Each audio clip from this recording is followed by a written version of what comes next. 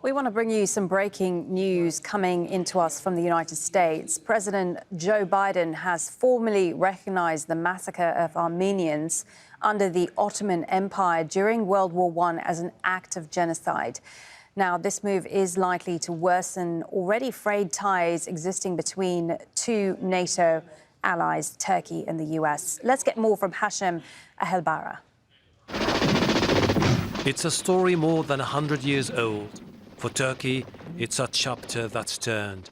But for the United States and other members of the international community, Turkey must apologize for the events that started in 1915.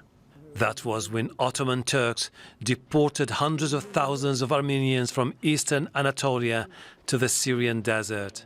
But what happened and how many were then killed remains disputed. Many historians say more than 1 million Armenians lost their lives. Turkish officials deny any systematic killings took place, saying it was time of war and the death toll has been exaggerated. Turkey has always been angered by government describing the event that began in 1915 during the Ottoman Empire as a genocide. The Armenian Genocide Remembrance Day that takes place in Armenia and is observed by many Armenians abroad on April 24th every year is widely seen in Turkey as a Western propaganda aimed at tarnishing the country's reputation. Turkey has very strong objections to the use of the word genocide.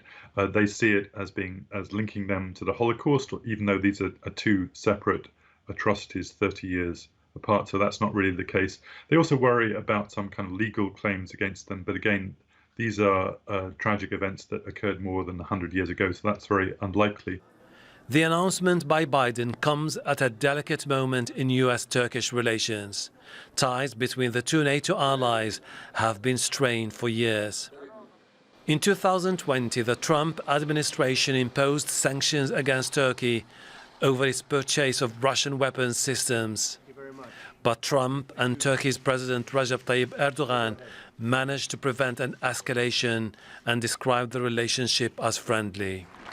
But when Biden was elected president, Turkish officials expressed concerns that might get worse.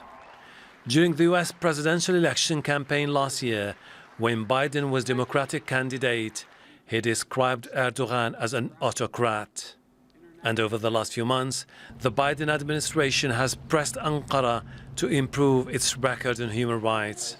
With Biden's latest move, the US joins dozens of countries that have declared the atrocities against Armenians more than a century ago an act of genocide.